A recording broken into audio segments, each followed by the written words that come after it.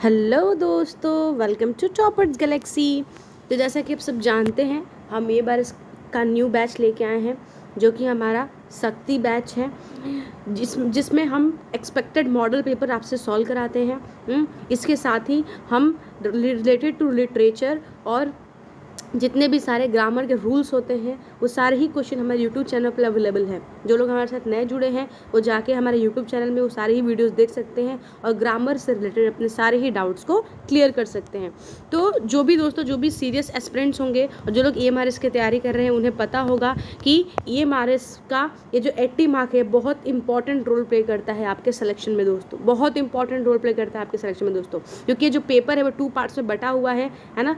40 marks तो है, जो आपका 40 मार्क्स है वो जनरल है, और जो बाकी का जो आपका 80 मार्क्स है दोस्तों, ये 80 मार्क आपका बहुत ज़्यादा हेल्पफुल होने वाला है आपके सिलेक्शन में फ्रेंड्स, है ना। तो जो 80 मार्क है वो सेक्शन वाइज डिवाइडेड है और वो सारे ही सेक्शन के क्वेश्चन हम अपने इस पर्टिकुलर वीडियो में कवर करने वाले हैं। तो बेसिकली कह सकते हैं कि आपका एग्जैक्ट मॉडल पेपर है हमारा EMRS का। Alright, so let's start this video. Question number 1 क्या कह रहा है? Question number 1, select the most appropriate antonym of the given word. तो क्या वर्ड है वो? बोल्ड। कौन सा वर्ड है? बोल्ड वर्ड है। तो बताओ दोस्तों, बोल्ड का एंटोनिम क्या होगा? कॉन्फिडेंट तो होगा नहीं, कॉन्फिडेंट तो होगा नहीं, ये कॉन्फिडेंट तो क्या हो जाएगा? ये बोल्ड का सिनोनिम हो जाएगा। ब्रेव भी नहीं होगा दोस्तों, ब्रेव भी नहीं होगा, चिकी भी नहीं होगा, तो बचा क्या? टिमिड। क्या बचा? टिमिड। तो टिमिड आपका क्या हो जाएगा? एंटोनिम हो जाएगा। बता दो, एंटोनिम मतलब क्या होता है? उल्टा। क्या होता है? उल्टा होता है ना, उल्टा होता है। तो बताओ, बोल्ड का उल्टा क्या होगा? टिमिड। ठीक है, टिमिड। यही आपसे पूछ जाता है सिनोनिम। बहुत लोग क्या होता है, देखते नहीं है, बहुत कंफ्यूज हो जाते हैं, बहुत कंफ्यूज हो जाते हैं। कई लोग कहते हैं क्या करते हैं कि वो एंटोनिम को ना सिनोनिम समझ लेते हैं, सिनोनिम समझ लेते हैं। पर दोस्तों, सिनोनिम मतलब सेम मीनिंग होता है। क्या होता है? सेम मीनिंग होता है ना। सिनोनिम मतलब क्या हुआ आपका? Same meaning. और एंटोनिम मतलब क्या होता है? उल्टा, है ना, अपोजिट मीनिंग। क्या होता है? अपोजिट मीनिंग, उल्टा। तो यहाँ पे बोल्ड का अपोजिट मीनिंग क्या हुआ आपका? टिमिड। क्या हुआ? टिमिड। तो आंसर नंबर 4 आपका क्या हो जाएगा? करेक्ट हो जाएगा। ठीक है, नेक्स्ट देखते हैं। नेक्स्ट क्वेश्चन में क्या बात हो रही है? Select the alternative that will improve the underline part of the sentence in case there is. ठीक है, और नहीं कोई भी अगर प्रॉब्लम है तो आप क्या कर सकते हैं? नो इम्प्रूवमेंट के साथ जा सकते हैं। तो बेसिकली देखना है कि हमें इस पर्टिकुलर क्वेश्चन में आपको क्या एरर है। अगर नहीं एरर है तो आप नो इम्प्रूवमेंट के साथ जा सकते हैं, नो प्रॉब्लम। ठीक है, तो देखते हैं क्वेश्चन को पहले। तो क्या कह रहा है? Our cook puts too many salt in the food. तो ये अंडरलाइन वर्ड दोस्तों, यहाँ पे अंडरलाइन वर्ड है टू पुट्स टू मेनी। ठीक है, ये अंडरलाइन वर्ड है। तो क्या कह रहा है कि आपको अंडरलाइन वर्ड को देखना है, या तो ये करेक्ट है और नहीं तो ये इनकरेक्ट है। देखो क्वेश्चन को ना करने से पहले आपको क्वेश्चन को समझना होगा कि क्वेश्चन की डिमांड क्या है। जब क्वेश्चन की डिमांड को समझेंगे तो आंसर आप इजीली फाइंड आउट कर लेंगे। यहाँ पे क्या कह रहा है? Our cook puts too many salt in the food. तो बाकी तो ठीक ही है, हमें तो इस पे काम करना है, पुट्स टू मेनी सॉल्ट। तो देखो क्या होगा यहाँ पे दोस्तों, क्या होगा यहाँ पे?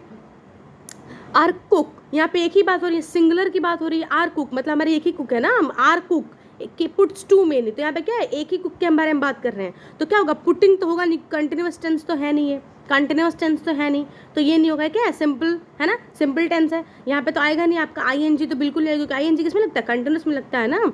बाकी देखो, पुट्स हो सकता है, पुट्स के साथ वेरी लगता है क्या? नहीं लगता है। क्या लगता है? क्या लगेगा आपका पुट्स से? टू।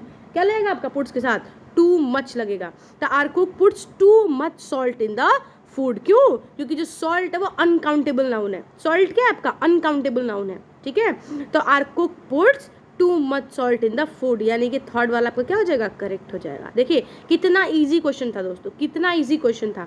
ठीक है, बहुत इजी क्वेश्चन था, और ऐसे ही आपके एग्जाम में पूछेंगे क्वेश्चंस को। ठीक है, चलिए नेक्स्ट देखते हैं। अगर आपको पता हो ना कि किसी क्वेश्चन को सॉल्व किया जाता है तो आपको क्वेश्चन बहुत ईजी लगेगा, लेकिन आपको नहीं पता कि किस तरीके से सॉल्व किया जाता है क्वेश्चन को, तो यही क्वेश्चन बहुत डिफिकल्ट हो जाता है friends.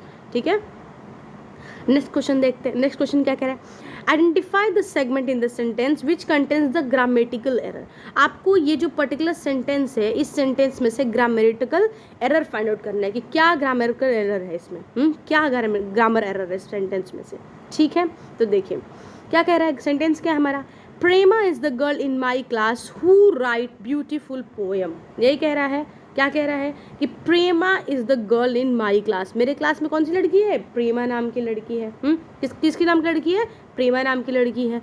Who write beautiful poem. देखिए दोस्तों, यहाँ पे देखिए, Prema is the beautiful, Prema is the girl, इसमें तो कोई प्रॉब्लम नहीं है, प्रेमा इज अ गर्ल, ठीक है। इन माई क्लास, ये भी ठीक है, Prema is a girl in my class, बिल्कुल ठीक है। हु राइट ब्यूटीफुल पोएम, दोस्तों नहीं, यहाँ पे क्या हो जाएगा, राइट्स हो जाएगा, ये क्या हो जाएगा आपका, यहाँ पे क्या हो जाएगा, राइट्स हो जाएगा, क्या हो जाएगा आपका, क्या हो जाएगा आपका, राइट्स हो जाएगा एस, क्योंकि ये जो पूरा का पूरा जो सेंटेंस है यहाँ पे ना कौन, यहाँ पे प्रेमा, यहाँ पे हु किससे इंडिकेट हो रहा है, प्रेमा से इंडिकेट हो रहा है ना, ये देखो ये हु किससे इंडिकेट हो रहा है, प्रेमा से इंडिकेट हो रहा है, तो हु राइट्स ब्यूटीफुल फॉर्म हो जाएगा दोस्तों। तो एरर किसमें है, हु रोट में एरर है, यहाँ पे क्या हो जाएगा, हु राइट्स हो जाएगा दोस्तों, है ना, क्योंकि सिंगुलर है ना, एक ही लड़की के बारे में बात कर रहे हैं, तो एस यहाँ पर लगेगा क्योंकि सिंगुलर के बारे में हम बात कर रहे हैं, ठीक है, एक ही लड़की के बारे में बात कर रहे हैं, यहाँ पे क्या हो जाएगा, हु राइट्स आपका बिल्कुल करेक्ट सेंटेंस हो जाएगा, ठीक है। नेक्स्ट देखते हैं, नेक्स्ट क्वेश्चन क्या कर रहा है हमारा, choose the option that is active form of the sentence, क्या कर रहा है, active form of the sentence, ठीक है, मतलब ये जो क्वेश्चन है वो आपका पैसिव फॉर्म में दिया गया है और ये जो है वो एक्टिव फॉर्म में, आपको फाइंड आउट करना है कि कौन सा एक्टिव फॉर्म में है। क्वेश्चन कई बार ऐसे भी घुमा के पूछ रहा है दोस्तों, पहले क्या करता था, क्वेश्चन क्या पूछता था, यहाँ पे आपको एक्टिव दे देता था, मतलब क्वेश्चन में आपको एक्टिव देता था और पैसिव फाइंड आउट करने बोलता था, क्या करता है, पैसिव फाइंड आउट करने बोलता था। अब क्वेश्चन उल्टा हो जा रहा है, अब क्वेश्चन को रिवर्स कर दे रहा है, क्या कर रहा है, आपका पैसिव दे दे रहा है, क्या रहेगा, आप एक्टिव फाइंड आउट करो, क्या कर रहा है, एक्टिव फाइंड आउट करो, तो फाइंड आउट तो करना ही पड़ेगा, एग्जाम क्लियर करना है तो फाइंड आउट तो करना पड़ेगा। चलिए देखते हैं क्या कह रहा है हमारा जो यहाँ पे जो पैसिव सेंटेंस है वो क्या कह रहा है, passive sentence, by whom was this window broken, 5 packets of milk were delivered by the milkman, okay बिल्कुल ठीक है। By whom was this window broken, 5 packets of the milk were delivered by the milkman, बिल्कुल ठीक है। देखिए कैसे solve करते हैं हम इस क्वेश्चन को। पहला पार्ट देखते हैं क्वेश्चन का बहुत लंबे लंबे सेंटेंसेस हो ना फ्रेंड्स, तो आप क्या कर सकते हो, क्वेश्चन को ना पार्ट में डिवाइड कर सकते हो। इस क्वेश्चन का फर्स्ट पार्ट क्या है, by whom was this window broken, तो इसका क्या हो जाएगा बताओ, हुम का क्या होता है, मैंने आपको बताया था, हुम का क्या होता है, हुम का हो जाता है हु, हुम का क्या होता है हु, तो देखो हु किस में है, थर्ड वाले में हु नहीं है, थर्ड वाला तो ऑटो कैंसिल हो गया, थर्ड वाला तो ऑटो कैंसिल हो गया, हाँ, तो by whom was the window broken. अब देखो, अब मैं आपसे बोलूँ कि विंडो किसने तोड़ा, तब ना होगा by whom was the window broken, तो हु ब्रोक दिस विंडो, क्या होगा, हु ब्रोक दिस विंडो, तो किसमें है, फर्स्ट वाले में है, देखो फर्स्ट वाले में हु ब्रोक दिस विंडो, आई बात समझ में, आई बात समझ में, फर्स्ट वाले में है हु ब्रेक दिस विंडो, ठीक है, आई बात समझ में, तो यहाँ पे क्या हो जाएगा, हु ब्रोक दिस विंडो, तो आपका फर्स्ट वाला बिल्कुल ही करेक्ट हो जाएगा, आई बात समझ में। चलिए नेक्स्ट क्वेश्चन करते हैं। बहुत देखिए ऐसे क्वेश्चंस ना फ्रेंड्स बहुत डिफिकल्ट भी होते हैं, बहुत इजी भी होते हैं, जिनको रूल्स पता है उनके लिए इजी होते हैं, जिनको नहीं पता उनके लिए डिफिकल्ट होते हैं। तो अगर आप हमारे यूट्यूब चैनल को सब्सक्राइब करेंगे, आप कंटिन्यूसली हमारे वीडियो देखेंगे, आपको बहुत सारे रूल्स पता चलेगा। देखिए बहुत सारे लोग होते हैं कि ऐसे ही कंटिन्यूसली बिना मतलब की बात करेंगे, सब कुछ करके वीडियो की लेंथ बहुत बड़ी हो जाती है, बहुत ज़्यादा टाइम लगता है, इतना किसी के पास भी टाइम नहीं होता है फ्रेंड्स, है ना, इतना किसी के पास टाइम नहीं है कि 7-8 घंटे की 8-8 घंटे की वीडियो देखे, है ना। और बहुत सारे वीडियो देख के फ़ायदा भी क्या होता है ना, बहुत सारे वीडियो देखकर जरूरी थोड़ी ना उसमें से क्वेश्चन आए, लेकिन जो एक्सपेक्टेड क्वेश्चंस वाले होते हैं ना चीज़ें, उसमें से आपको पता चलता है कि आपके कितने मार्क्स आएंगे। आपके सेल्फ इवोल्यूशन के लिए है ये चीज़ें, किसके लिए, सेल्फ इवोल्यूशन के लिए है। इसलिए आप क्वेश्चन को जब सॉल्व करते हैं तो आप खुद को भी इवोल्यूएट कर पाते हैं कि कितने क्वेश्चन जो है वो आप ईजिली इसको सॉल्व कर सकते हैं और कितने क्वेश्चन आपके आ रहे हैं, तो आप खुद को इवोल्यूएट कर पाते हो, ठीक है। चलिए ये क्वेश्चन देखते हैं। क्वेश्चन नंबर 5 क्या कह रहा है, select the alternative which will improve the underline part of the sentence in case there is no improvement, select no improvement, ठीक है। जो अंडरलाइन पार्ट है आप उसको देखिए, अगर आपको चेंज करना समझ में आ रहा है एज पर द रूल, अगर आप चेंज कर पा रहे हैं तो वेल एंड गुड, नहीं कर पा रहे हैं तो आप नो इम्प्रूवमेंट के साथ जा सकते हैं, ठीक है। तो क्या सेंटेंस है देखते हैं, Riya went into the shop because it has sale, क्या कह रहा है, Riya went into the shop because it has sale, ठीक है, ये बात हो रही है। तो क्या कह रहा है बताओ, Riya went into the shop because it has sale, underline कहाँ पे है, अंडरलाइन यहाँ पे है, अंडरलाइन यहाँ पे है। तो Riya went into the shop because, अब बताओ वेंट है मतलब क्या है बताओ, वेंट क्या है, वेंट आपका क्या कौन सा टेंस होता है, पास्ट टेंस होता है। इससे हमको ये समझ में आ रहा है कि जो पर्टिकुलर टेंस है हमारा ये कौन से टेंस में है, पास्ट टेंस में है, ठीक है।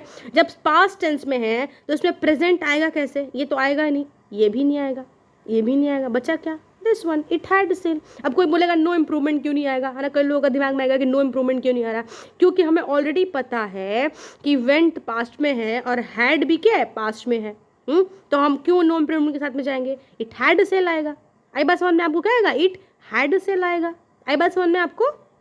चलिए नेक्स्ट देखते हैं।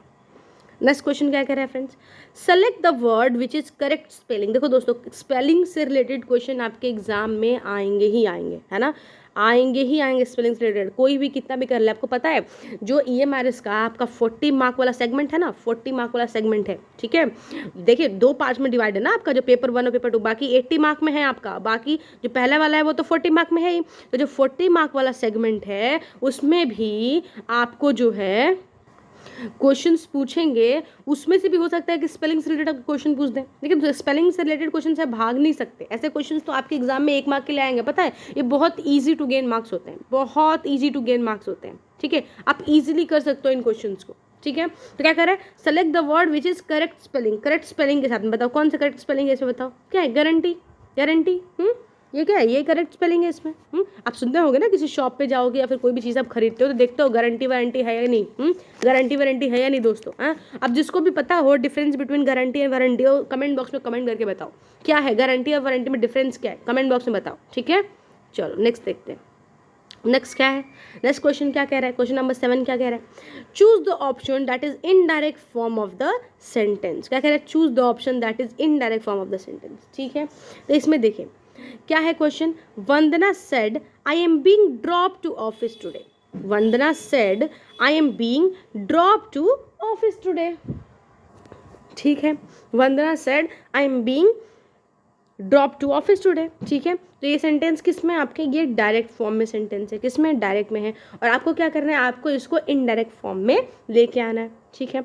तो वंदना सेड दैट, ये तो लगेगा ही लगेगा, तो 4th वाला ऑटो कैंसिल होगा क्योंकि यहाँ पे दैट नहीं लगा हुआ है, ठीक है। तो ये 3 ऑप्शन में से अब हमको आइडेंटिफाई करना है कि कौन सा हमारा जो है करेक्ट आंसर होगा। अब देखिए हमारे सेंटेंस में क्या है, बीइंग है, बीइंग है, फर्स्ट वाला बीइंग मिसिंग है, तो ये भी क्या हो जाएगा, कैंसिल हो जाएगा। अब बचा कौन सा, सेकंड और थर्ड वाला। तो यहाँ पे देखिए क्या कह रहा है, जब किसी भी सेंटेंस में फ्रेंड्स आई एम बोलेगा, आई एम, तो क्योंकि मैंने ये डायरेक्ट सेंटेंस में किसी से बात बोली थी, मैंने आपसे कोई बात कही दोस्तों, और आप जाके किसी और से कह रहे हैं, तो मैं आपसे बोलूँ तो बोलूँगी ना कि I am being drop to office today, लेकिन आप क्या बोलोगे, सी वॉज बोलोगे, क्या बोलोगे, किसी थर्ड पर्सन को बोलोगे ना, तो वो गई थी बोलोगे, तो क्या होगा, सी वॉज, यानी कि थर्ड वाला आपका बिल्कुल करेक्ट हो जाएगा, क्योंकि मैं तो बोल चुकी हूँ ना। अब मेरी बात को इनडायरेक्टली, मतलब देखो मैंने किसी को बोली, मैंने किसी को कहा कि I am dropped off, I am being drop to office today, ठीक है, मैंने किसी को बोला, और आप क्या करें, आप किसी थर्ड पर्सन को बोले, तो आप क्या बोलोगे, सी वॉज, क्या बोलोगे, सी वॉज,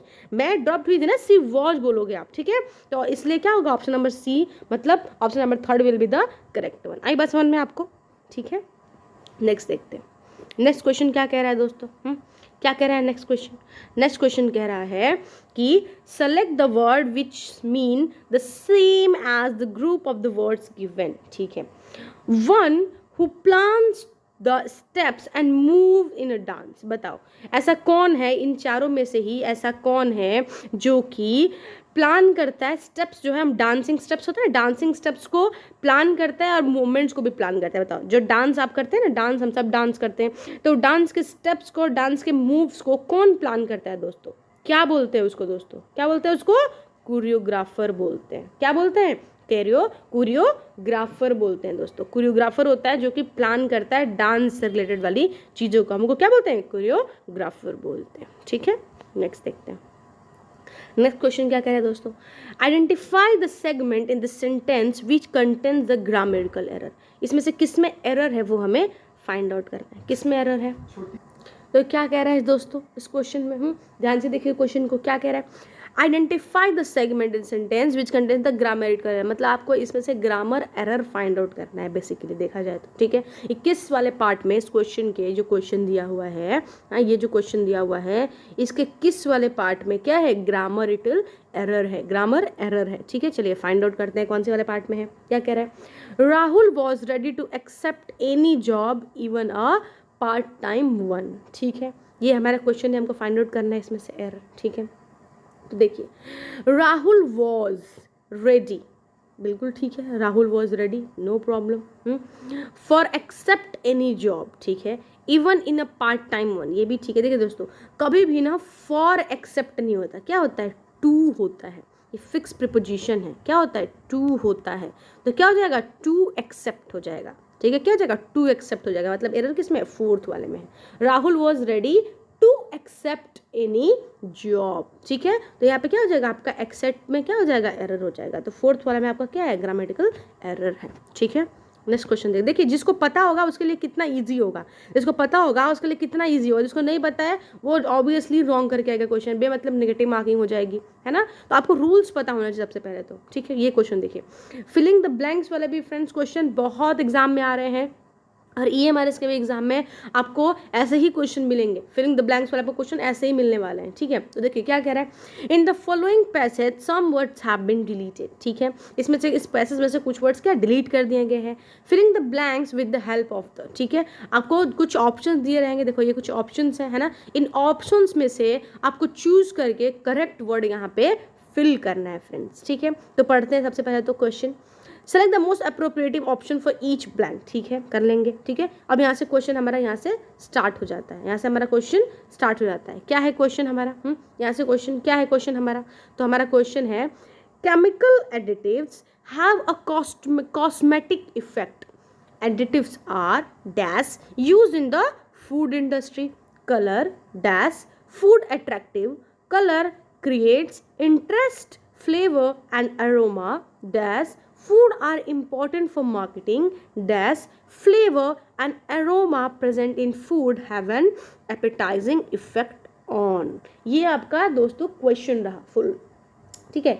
अब हम इसको सॉल्व करते हैं, देखते हैं क्या कह रहे हैं हमारे। सबसे पहले तो पहले हमको पहला आइडेंटिफाई करना होगा, तो एडिटिव्स आर क्या है, एडिटिव्स आर, तो एडिटिव्स आर क्या हो जाएगा बताओ, इसमें से रेयरली, वाइडली, सेल्डम, हार्डली, क्या हो जाएगा बताओ, क्या है क्वेश्चन, यहाँ पे क्या है क्वेश्चन, एडिटिव्स आर के बारे में बात करना, एडिटिव्स आर, तो एडिटिव्स आर क्या हो जाएगा बताओ, एडिटिव्स आर क्या होगा बताओ, बताओ वाइडली, क्या हो जाएगा widely, additives are widely friends, क्या हो जाएगा यहाँ पे आपका, यहाँ पे फर्स्ट पे आपका हो जाएगा वाइडली, क्या हो जाएगा वाइडली, आई बात समझ में, आपके फर्स्ट वाले पे क्या हो जाएगा, देखो यहाँ पे क्या हो जाएगा आपका, यहाँ पे हो जाएगा आपका वाइडली, तो यहाँ पे क्या है देखो, chemical additives share a cosmetic effect, additives are widely used in a food industry, ठीक है, करेक्ट है सेंटेंस, करेक्ट लग रहा है आपको, ठीक है। अब देखिए, colours dash food attractive, colour dash food attractive, ये देखिए क्या कह रहा है, colour dash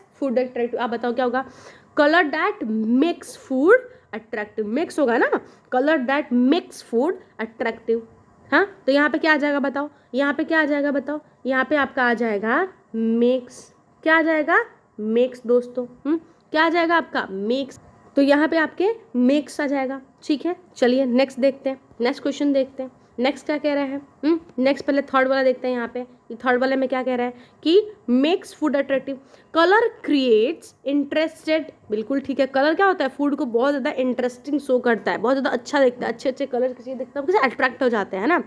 flavour and aroma dash food, flavour and aroma dash food, तो यहाँ पे देखिए क्या हो जाएगा, हाँ, flavour and aroma in food, क्या हो जाएगा यहाँ पे इन फूड हो जाएगा दोस्तों, क्या होगा इन फूड ना, इन फूड, यहाँ पे क्या हो जाएगा आपका आ जाएगा इन, क्या हो जाएगा in food, are important for marketing, are important for marketing, किसके लिए बताओ, किसके लिए, इम्पॉर्टेंट फॉर मार्केटिंग किसके लिए दोस्तों, यहाँ पे देखिए क्या बात कर रहे थे हम, इन, यहाँ पे क्या आ जाएगा आपका बताया था ना, यहाँ पे इन आ जाएगा, और important for marketing, important for marketing क्या हो जाएगा आपके, इम्पॉर्टेंट फॉर मार्केटिंग, इट आ जाएगा, इट आ जाएगा दोस्तों। देखिए यहाँ पे क्वेश्चन देखिए क्या होगा यहाँ पे क्वेश्चन में कि important for marketing it, it important for marketing it, flavour and aroma represent in the food have an appetising effect on, किस पे इफेक्ट पड़ता है बताओ, किस पे इफेक्ट पड़ता है, हाँ किस पे इफेक्ट पड़ता है, आपका इफेक्ट पड़ता है आपके कंज्यूमर्स पे, किस पे, कंज्यूमर्स पे। बताओ कस्टमर और कंज्यूमर में क्या डिफरेंस होता है, पहले बताओ कस्टमर और कंज्यूमर में क्या डिफरेंस होता है दोस्तों, हाँ? कस्टमर मतलब वो होता है who by your product, customer मतलब हु बाइज योर प्रोडक्ट्स, और कंज्यूमर मतलब क्या होता है बताओ, क्या होता है कंज्यूमर मतलब, कंज्यूमर मतलब होता है हु यूज योर प्रोडक्ट, और कस्टमर मतलब who by your product, who by your product. तो जो प्रोडक्ट को बाई करता है हम उसको क्या बोलते हैं, कस्टमर बोलते हैं, और जो प्रोडक्ट को यूज़ करता है, तो मिठाई जब खरीदोगे तो यूज़ करोगे ना, तो उसको क्या बोलते हैं, कंज्यूमर्स बोलते हैं, क्या बोलते हैं, कंज्यूमर्स बोलते हैं, ठीक है। तो यहाँ पे आपका क्या आ जाएगा, यहाँ पे आपका क्या जाएगा, यहाँ पे आ जाएगा आपका कंज्यूमर, क्या आ जाएगा, कंज्यूमर दोस्तों, ठीक है। तो ऐसे ही आपको क्वेश्चंस को प्रैक्टिस करना है, ये प्रैक्टिस से आएगा फ्रेंड्स, है ना। कई लोग बोल रहे होंगे अरे हमारा सॉल्व ही नहीं हो रहा है, नहीं फ्रेंड्स, आप सबसे सॉल्व हो गई है, बहुत ज़्यादा डिफिकल्ट चीज़ नहीं है, पर क्या करना होगा, आपको प्रैक्टिस करना होगा। कहते हैं ना practice makes a man perfect, है ना। आपको प्रैक्टिस करते रहना होगा, इजीली आपसे क्वेश्चन होगा फ्रेंड्स, ठीक है। चलिए नेक्स्ट देखते हैं, नेक्स्ट क्या कह रहा है, एन अरेंजमेंट ऑफ इवेंट्स और dates in order of their occurrence. देखिए दोस्तों, ये भी बहुत ईजी है, पर कई लोग इसको भी, क्वेश्चन को भी सही नहीं कर पाएंगे। बहुत लोगों से क्वेश्चन सही नहीं होगा, है ना, फिर बोलेंगे क्वेश्चन सही नहीं हो रहा। पता है, आप क्वेश्चन को अंडरस्टैंड करेंगे बहुत, देखिए अभी मैं आपको क्वेश्चन को समझाती हूँ, आप बहुत ईजिली क्वेश्चन को समझ जाएंगे, ठीक है। क्या कह रहा है, एन अरेंजमेंट ऑफ इवेंट और dates in order of their occurrence. अब बताओ कौन सा ऐसा अरेंजमेंट जो इवेंट्स होता है, डेट्स होता है, in order to the occurrence, उसको क्या बोलते हैं, हम क्या बोलते हैं, क्रोनोलॉजी बोलते हैं, सिंपल, क्या बोलते हैं, क्रोनोलॉजी बोलते हैं।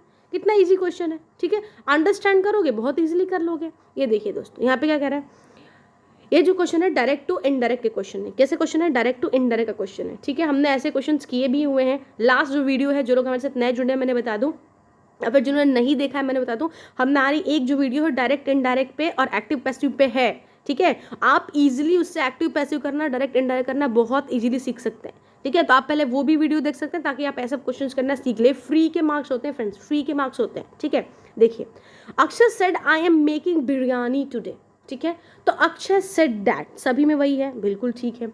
I am making biryani today, ये कैसे सेंटेंस है बताओ, ये पैसिव सेंटेंस है। कैसे सेंटेंस है, कैसे सेंटेंस है, ये जो है एक्टिव सेंटेंस है, हमको इसको कैसे कन्वर्ट करना है, पैसिव में कन्वर्ट करना है। ये जो एक्टिव है हमको इसमें कैसे कन्वर्ट करना है, पैसिव में कन्वर्ट करना है, ठीक है। तो क्या कह रहे हैं, आई एम, देखिए मैंने आपको पहले भी ये बात बताई है क्या, कि जब भी आई एम होता है तो क्या हो जाता है, क्या हो जाता है, वॉज हो जाता है। क्या होता है, वॉज हो जाता है। तो देखो किस में है वॉज, किस में है वॉज, इसमें है वॉज, फोर्थ वाले में वॉज है। आई एम मेकिंग बिरयानी, तो आई वॉज हो जाएगा ना, आई वॉज मेकिंग बिरयानी। और एक और बात दोस्त, टुडे का हमेशा ना नेक्स्ट डे होता है, जब भी टुडे आएगा तो टुडे का हमेशा क्या होता है, नेक्स्ट डे होता है, नेक्स्ट डे हो जाता है। तो कभी भी आपका टुडे आए ना, टुडे का हमेशा नेक्स्ट डे होगा, ठीक है। तो ये टुडे तो होगा ही नहीं बिल्कुल भी, ठीक है, ये भी टुडे नहीं होगा, ये दोनों तो ऑटो कैंसिल हो गए। और वुड भी नहीं होगा, क्यों वुड नहीं होगा, क्योंकि फ्यूचर में कहाँ से सेंटेंस जाएगा भाई, I am making biryani today. मैं आज आपको बोलूँ कि I am making biryani today, तो आप किसी और को क्या बोलोगे, he was making biryani on that day. आप परसों क्या बोलोगे, he was making biryani on that day. ये थोड़ा ना बोलोगे कि आज की बात ही नहीं हो रही है यहाँ पे। आई बात समझ में आपको, है ना। आप परसों जैसे मान लो मैं आपको, किसी फ्रेंड्स ने आपको कॉल किया, ठीक है, बोला क्या कर रहे भाई, तो बोलेगा क्या कर रहा हूँ, अक्षय क्या बोल रहा है कि मैं क्या कर रहा हूँ, मैं तो क्या कर रहा हूँ, मैं तो बिरयानी बना रहा हूँ, मैं क्या कर रहा हूँ, मैं तो बिरयानी बना रहा हूँ। तो उसका फ्रेंड बोलेगा अच्छा ठीक है, अच्छा ठीक है। तो अब उसका फ्रेंड किसी और को फ़ोन करके बोल रहा है कि अरे पता है क्या, क्या पूछ रहा है, क्या हाल चाल है अक्षय के भाई, तो क्या बोल रहा है वो, अरे पता है अक्षय ने क्या कहता, he was making biryani on that day, उसने बिरयानी बनाई थी उस दिन। आई बात समझ में, इसलिए आपका फोर्थ वाला बिल्कुल करेक्ट हो जाएगा। आई बात समझ में, ठीक है। चलिए नेक्स्ट क्वेश्चन देखते हैं, आई होप आपको अच्छा लगा होगा, अच्छे से समझ में आया होगा, ठीक है। और भी क्वेश्चन आपको एक्टिव पैसिव पे और इनडायरेक्ट इनडायरेक्ट पे सॉल्व करना है friends, please go visit on our playlist, वहाँ पे ऑलरेडी है यूट्यूब चैनल पे हमारे वीडियोस, है ना, एक्टिव पैसिव और आपके डायरेक्ट इनडायरेक्ट से रिलेटेड, आप इजीली सॉल्व कर सकते हैं इसको, ठीक है। ये देखिए ये क्वेश्चन क्या कह रहा है, select the word which means the same as the group of words given. Select the word which means the same as the group of words given. ठीक है, क्या है वो, a solution of all difficulties or remedy or disease. क्या कह रहा है, a solution of all the difficulties or disease. हाँ, ऐसी कोई चीज़ हमें मिल जाए तो क्या बात, कितना अच्छा हो कि ऐसा कोई सोल्यूशन मिल जाए, ऐसी कोई चीज़ मिल जाए तो सारी प्रॉब्लम का सोल्यूशन हो, या सारी डिजीज़ का। अगर ऐसा हो तो ज़िंदगी कितनी अच्छी हो जाएगी, कितनी अच्छी हो जाएगी कि हमारे सारे प्रॉब्लम सॉल्व हो जाएंगे, सारे कोई डिजीज़ भी नहीं रहेगी, सब कुछ सॉल्व, सब कुछ सॉल्व। इतना अच्छा रहेगा तो कितनी अच्छी बात होगी। हाँ, उसको क्या बोलते हैं बताओ, क्या बोलते हैं उसको, क्या बोलते हैं बताओ, किसको पता है उसको क्या बोलते हैं, उसको बोलते हैं आपको पेनीसिया। क्या बोलते हैं, panacea. A solution of all the difficulty, सारे प्रॉब्लम का सोल्यूशन है इनके पास, और सारे डिजीज का भी सोल्यूशन है। कौन है वो है पेनीसिया, ठीक है, पेनीसिया बोलते हैं उसको, ठीक है। नेक्स्ट देखते हैं, नेक्स्ट क्वेश्चन देखते हैं। नेक्स्ट क्वेश्चन भी देखिए, आपको डायरेक्ट दिया हुआ है ना, डायरेक्ट दिया हुआ है, आपको क्या करना है, इनडायरेक्ट में फाइंड आउट करना है। मतलब ये आपके क्या इनडायरेक्ट है और ये आपका डायरेक्ट दिया हुआ है, ठीक है। क्या क्वेश्चन है देखते हैं, क्वेश्चन क्या कह रहा है, Jaya told me I have been waiting for since 4 PM। ठीक है, सिंस 4 PM। अब देखिए दोस्तों, कई लोग क्या करेंगे ना, सब कुछ पढ़ेंगे, पढ़ते रहेंगे ना, पढ़ते ही चले जाएंगे और फिर देखेंगे कि अरे भाई एक एक ऑप्शंस को पढ़ेंगे, फिर वो मिलाएंगे गलत है कि सही है। नहीं नहीं नहीं नहीं नहीं, ऐसा नहीं करना है। स्मार्टली वर्क करो। जो लोगों ने हमारी कल की वीडियो देखी होगी ना, उनके लिए क्वेश्चन 1 सेकेंड का। मैंने ये फ्रेंड्स, मैं आपको बोल रही हूँ, मैं आपको 1 सेकेंड में क्वेश्चन करके बताऊंगी। 1 सेकेंड में बोल रही हूँ। सिर्फ एग्जाम में आपको 1 मिनट मिलता है ना, मैं आपको 1 सेकेंड में क्वेश्चन करके बताऊंगी। कैसे, देखो यहाँ पे क्या लिखा, आई हैव बिन लिखा है ना, I have been waiting for the. जब भी मैं हैव देखूंगी मेरे दिमाग में तुरंत क्लिक होगा कि जब भी एक्टिव टेंस में हैव होता है, जब भी आपके डायरेक्ट में हैव होता है, इनडायरेक्ट में आते ही वो हैड बन जाता है। हो गया सॉल्व, हो गया सॉल्व। जैसे मैं देखूंगी यहाँ पे हैव, मैं मार दूंगी हैड को। करेक्ट, आई बात समझ में? हो गया।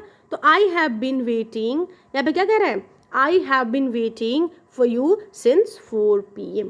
ठीक है, तो Jaya told me that she had been waiting for me since 4 PM। तो ये आपका बिल्कुल करेक्ट सेंटेंस हो जाएगा। विल तो होगा नहीं, है ना, वॉज भी नहीं होगा, हैज बीन भी नहीं होगा, कुछ भी नहीं होगा। आई बात समझ में? चलिए नेक्स्ट देखते हैं। नेक्स्ट क्वेश्चन क्या करें हमारा, identify the segment in the sentence which contains the grammatical error. The box of paper clips are kept in the drawer. क्या कह रहा है, the box of the paper clips are kept in the drawer. इसमें आपको grammatical error find out करना है। कौन सा ग्रामर एरर है?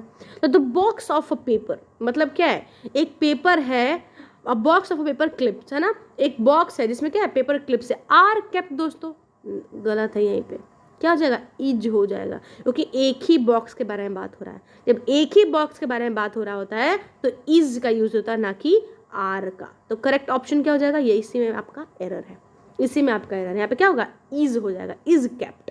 है बात समझ में? चलिए नेक्स्ट देखते हैं। मैं आपको बता दूं, ऐसे ही जो रूल्स होते हैं ना, कहाँ पे क्या लगता है, कहाँ पे क्या नहीं लगता है, ऐसे ऑलरेडी हमारे यूट्यूब चैनल पे सारे ही रूल्स हमने पढ़ा रखा है, सारे ही रूल्स पढ़ा रखा है, और वहाँ पे आप जाके देखेंगे आपको सारे ही रूल्स क्लियर हो जाएंगे। ठीक है, नेक्स्ट देखिए। Choose the option that is active form of the sentence. The politician's speech was loudly cheered. क्या कह रहा है, the politician's speech was loudly cheered. Politicians का स्पीच क्या था, loudly cheered था। ठीक है, तो यहाँ पे देखिए, अब आपको इन चारों में से फाइंड आउट करना है। ठीक है, बिल्कुल ठीक है। The politician speech was loudly cheered. ठीक है, तो यहाँ पे फर्स्ट ऑप्शन देखिए, कह रहा है the audience cheer the politicians loud speech. बिल्कुल नहीं, सेंटेंस का कोई सेंस नहीं बन रहा।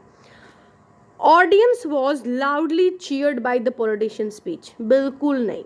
The audience loudly cheer the politician speech, yes. इस क्वेश्चन, इसका सेंस बन रहा है, इसका सेंस बन रहा है। द ऑडियंस हैड बिन, बिल्कुल नहीं। तो आपका आंसर क्या हो जाएगा, थर्ड हो जाएगा। The audience loudly cheer the politician, मतलब जो ऑडियंस है वो लाउडली चीयर कर रही थी, किसको चीयर कर रही थी, पॉलिटिशियन को, स्पीच को। कितना ईजी है देखिए। ठीक है, नेक्स्ट देखते हैं। नेक्स्ट क्वेश्चन क्या कह रहा है, branch of physics dealing with the properties of sound. बताओ कौन सा ब्रांच जो है फिजिक्स का वो डील करता है साउंड से। कौन सा डील करता है साउंड से, बताओ। कौन सा डील करता है, कौन सा डील करता है दोस्तों, एकॉस्टिक्स। कौन सा, acoustics. Acoustic will be the correct answer.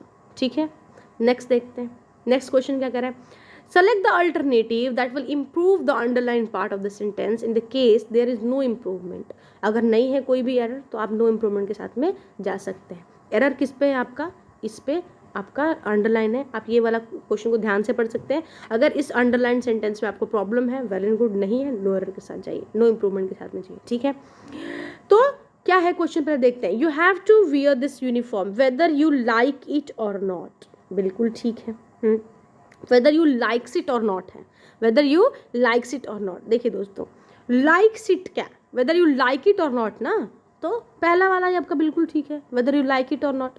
Weather you liking it और नॉट, नो इम्प्रूवमेंट तो बात ही नहीं है। वेदर इफ़ यू, बिल्कुल नहीं, वेदर के साथ इफ कहाँ से आ जाएगा दोस्तों, बिल्कुल गलत है। तो क्या आ जाएगा, वेदर यू लाइक इट और नॉट। बोलते हैं ना, you have to do this whether you like it और नॉट। ठीक है, तो आपका बिल्कुल फर्स्ट वाला करेक्ट हो जाएगा। नेक्स्ट देखिए, नेक्स्ट क्वेश्चन देखिए। नेक्स्ट क्वेश्चन क्या कर रहा है, इसमें वो क्या करता है, ग्रामर का एरर फाइंड आउट करना है। Identify the segment of the sentence which contains the grammatical error. तो क्या है, each student will have to carry his own lunch box on the picnic. इस पर्टिकुलर सेंटेंस में से आपको एरर फाइंड आउट करना है। क्या करना है, एरर फाइंड आउट करना है। बिल्कुल ठीक, हम एरर फाइंड आउट करेंगे।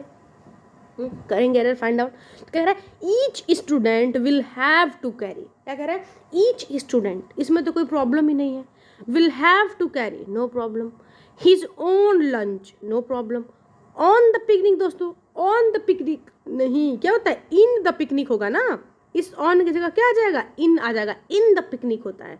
तो एरर किसमें हो गया आपका, थर्ड वाले में एरर हो गया, क्यों, क्योंकि इन द पिकनिक होता है ना, पिकनिक में, आप सभी को, सारे स्टूडेंट्स को पिकनिक में, और देखो यहाँ पे हीज क्यों हुआ है, हीज के बारे में क्यों बात हो, क्योंकि ईच के बारे में बात हो रही है, एक ही इंसान के बारे में बात करें।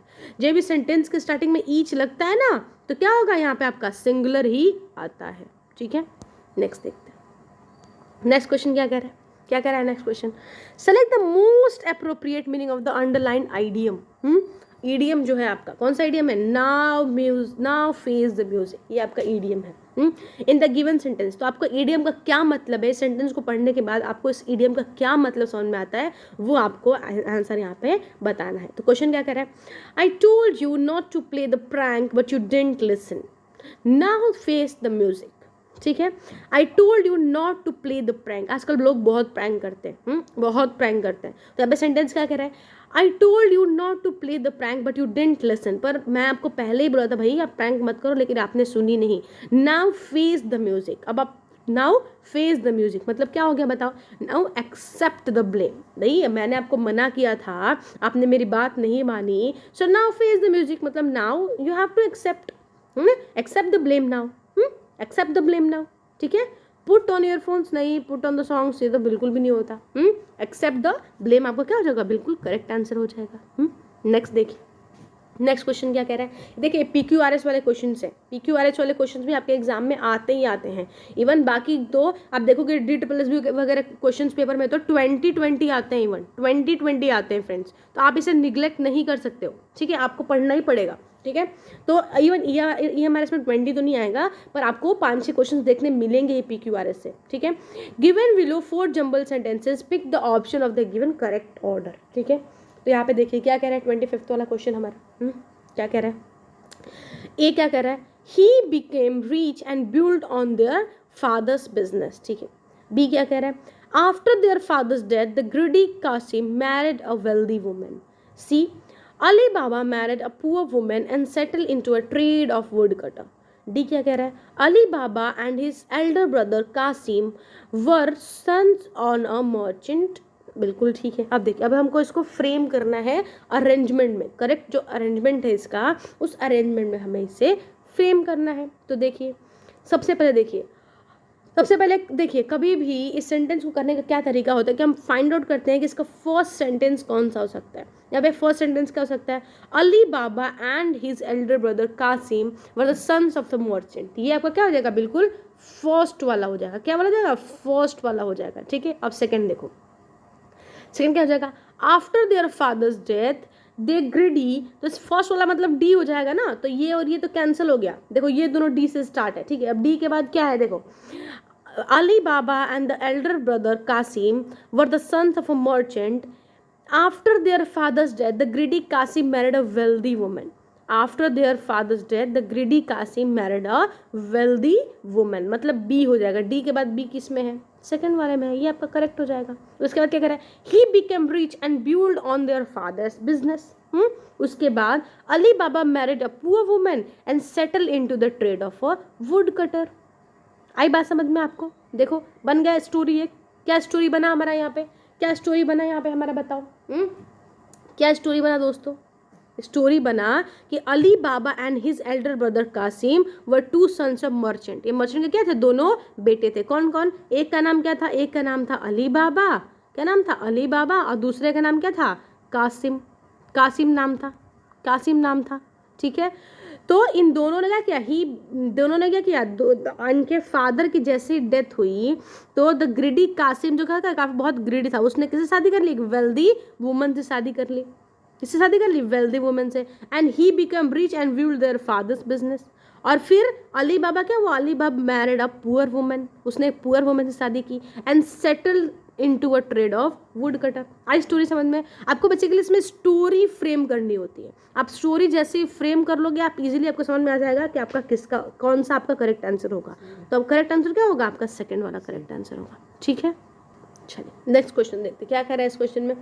Given below of the four jumbled sentences, pick the correct that give the correct. यहाँ पे भी आपको क्या करना है, यहाँ पे भी आपको एक जनरल सेंस है यहाँ पे फ्रेम करना है. एक जनरल सेंस है, आपको स्टोरी फ्रेम करना है, आपको आंसर इजीली मिल जाने वाला है. आंसर क्या होगा, आपको इजीली मिल जाएगा. देखिए क्या कह रहा है. As I rushed to open my door, bright lights from the outside dazzled my eyes. Suddenly I heard people shouting outside. Last Sunday I was watching TV. It was about 10:30 p.m. इसकी बात हो रही है, ठीक है. देखिए last Sunday I was watching TV. क्या कह रहे हैं, लास्ट संडे मतलब लास्ट संडे मैंने क्या देखा था, लास्ट संडे मैंने क्या देखा था, लास्ट संडे जब मैं टीवी देख रही थी, जैसे लास्ट संडे में टीवी देख रही थी. Suddenly I heard people shouting aside. मैंने अचानक आवाज़ सुनी कि बाहर लोग चिल्ला रहे थे. उस वक्त 10:30 के करीब बज रहा था, 10:30 के करीब बज रहा था. And as I rushed to open my door, bright light from outside dazzled my eye. और क्या हुआ, जैसे ही मैंने आपका दरवाज़ा खोला एक ब्राइट लाइट आई जो कि आउटसाइड dazzled my eye, जो कि मेरी आंखों के सामने चकाचौंध कर गई. तो क्या सीक्वेंस मैंने बताओ, लास्ट नाइट मतलब क्या हो गया, सी हो गया. Suddenly I heard people shouting aside मतलब क्या हो गया आपका, बी हो गया. और कितना बज रहा था उस वक्त इट वॉज अबाउट 10:30, डी हो गया. उसके बाद क्या आएगा आपका, ए आ गया. आपका कौन सा ऑप्शन है बताओ, फोर्थ वाला ऑप्शन है, बिल्कुल करेक्ट. आपको बेसिकली इसमें स्टोरी फ्रेम करनी है फ्रेंड्स. आप स्टोरी फ्रेम करोगे इजिली कर लोगे क्वेश्चन को, ठीक है. नेक्स्ट देखते हैं, नेक्स्ट क्या बात हो रही है. द प्लीजेंट डैश, यहाँ पे बेसिकली आपको फिलिंग द ब्लैंक्स करना है. क्या करना है, फिलिंग द ब्लैंक्स करना है, ठीक है. क्या कह रहा है, the pleasant dash of the train as it fell on the dust made me feel nostalgic, ठीक है. तो द प्लीजेंट डैश क्या होगा बताओ, क्या होगा, किसको पता है बताओ. यहाँ पे हो जाएगा आपका अरोमा. क्या होता है, pleasant aroma of the train, ठीक है. ये आपका बिल्कुल करेक्ट आंसर हो जाएगा. क्या, the pleasant aroma of the train and it feels on the dust made me feel nostalgic. आई बात समझ में. चलिए नेक्स्ट देखते हैं. नेक्स्ट क्वेश्चन क्या कह रहा है, क्या कह रहा है next question. Select the alternative that will improve the underline part of the sentence in case there is no improvement, ठीक है. क्या है sentence, the milk was boiled over and falling on to the stove. क्या कह रहा है यहाँ पे आपको फाइंड आउट करना है कि सेंटेंस में किधर प्रॉब्लम है. इस जो अंडरलाइन सेंटेंस है, क्या अंडरलाइन क्या है, ये अंडरलाइन पार्ट है ना, ये क्या है आपका अंडरलाइन पार्ट है. तो इस अंडरलाइन पार्ट में क्या प्रॉब्लम है ये आपको आइडेंटिफाई करके बेसिकली बताना है. या फिर बिल्कुल ठीक है तो आप नो इम्प्रूवमेंट के साथ में जा सकते हैं. बिल्कुल ठीक है तो किसके साथ जा सकते हैं, नो इम्प्रूवमेंट के साथ में जा सकते हैं.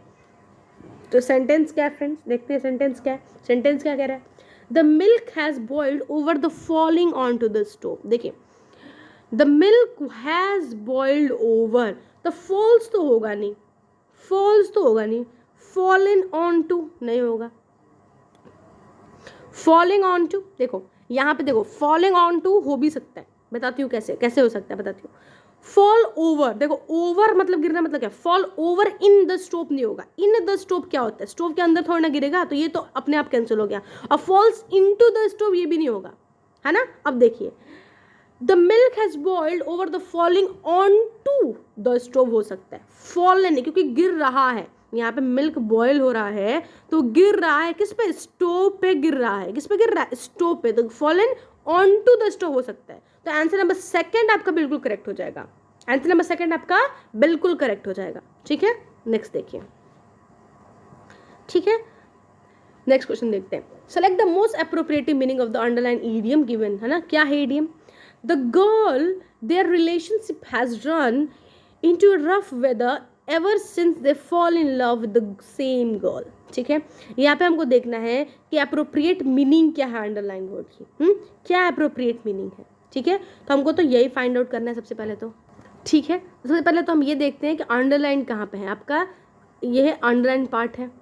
अंडरलाइन पार्ट है तो वो क्या फाइंड आउट करना है, the relationship has run into rough weather, मतलब क्या कर रहा है, खराब ना. रफ वेदर मतलब खराब, मतलब क्या, डिफिकल्टीज मतलब देखो पहला ही समझ में आ गया.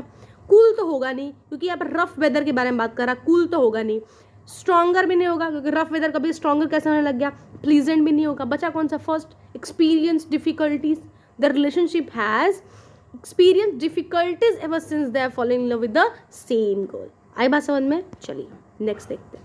नेक्स्ट क्वेश्चन के बारे में क्या बात हो रही है फ्रेंड्स, क्या बात हो रही है यहाँ पे, क्या कह रहा है, identify the segment in the sentence which contains the grammatical error. इसमें कौन सा एरर है वो आपको बताना है, वो आपको बताना है। तो सेंटेंस क्या है, one should be careful to read that they has written. क्या कह रहा है, one should be careful to read that they has written. ठीक है, तो देखो फ्रेंड्स, एक ये रूल है, पता है क्या रूल है, कि जब भी सेंटेंस में आप वन देखेंगे ना, वन के साथ में क्या लगता है, वंस लगता है। क्या लगता है, वंस लगता है। जब भी आप सेंटेंस देखेंगे तो सेंटेंस में आप देखेंगे, क्या देखेंगे, कि सेंटेंस पे देखेंगे कि कभी भी वन होता है ना, वन, वन के साथ में हमेशा क्या लगता है, वंस लगता है, वंस लगता है। यहाँ पे देखो वन है, तो वंस किधर आप ढूंढेंगे, तो one should be careful to read what, यहाँ पे क्या आएगा, दे की जगह क्या जगह वंस आ जाएगा, वंस हैज रिटन। तो एरर किसमें हो गया आपका, इसमें एरर हो गया। किसमें एरर हो गया आपका, basically sorry friends, one should नहीं, क्या एज दे हैज रिटन ना, यहाँ पे दे हैज रिटन है, इसमें दे हैज रिटन है, तो इसमें होगा, मतलब यहाँ पे क्या आएगा, दे हैज रिटन की जगह पे क्या आएगा, one's has written. What, one's has written. यहाँ पे दे बिल्कुल रॉन्ग होगा, दे की जगह पे क्या जाएगा, वंस हैज रिटन। तो करेक्ट आंसर क्या होगा आपका, फोर्थ वाला क्या होगा, करेक्ट। मतलब ये रॉन्ग है ना, ये रॉन्ग है, तो करेक्ट क्या हो जाएगा, वंस हैज रिटन। यहाँ पे ये कह रहा है, रॉन्ग ही फाइंड आउट करने के लिए कह रहा है ना, किसमें आपका एरर है, आपको ये बताना है किसमें एरर है, तो इसमें दे हैज रिटन में एरर है। और क्या एरर है, कि दे की जगह पे क्या आएगा, वंस आएगा। ठीक है, आई होप दोस्तों आपके सारे डाउट्स क्लियर हो गए होंगे, है ना। चलिए नेक्स्ट क्वेश्चन देखते हैं। नेक्स्ट क्वेश्चन में क्या बात हो रही है, which among the following novel. देखिए यहाँ से आपका जो है, यहाँ पे आपका सारा ग्रामर का सेगमेंट हमने खत्म कर दिया। ठीक है, अब यहाँ से जो है आपका जो इंग्लिश लिटरेचर का पार्ट है, लिटरेचर पार्ट स्टार्ट हो रहा है। ठीक है, यहाँ से आपका लिटरेचर पार्ट स्टार्ट होगा। ठीक है, और लिटरेचर खत्म होने के बाद, जैसे लिटरेचर खत्म होगा, आपको पता होगा जो दूसरे सेगमेंट्स है ना, दूसरे जो सेगमेंट्स है, जिसमें से जो हमारा पार्ट आपका B4 वाला पार्ट होगा ना, सेक्शन बी में, तो B4 वाला पार्ट में और B3 वाले पार्ट में आपको पता है आर्टिकल, डिबेट, है ना, फिर रिलेटेड, और आपका लेटर से रिलेटेड, ये सबसे रिलेटेड क्वेश्चंस आपके आने वाले हैं। जैसे ही लिटरेचर का सेगमेंट खत्म होगा, वो सेगमेंट हम स्टार्ट करेंगे। ठीक है, तो फिलहाल तो ये जो 30 क्वेश्चंस आपने अभी किए, ये जो 30 के 30 क्वेश्चंस थे, ये जो सारे क्वेश्चन थे वो ग्रामर से रिलेटेड थे।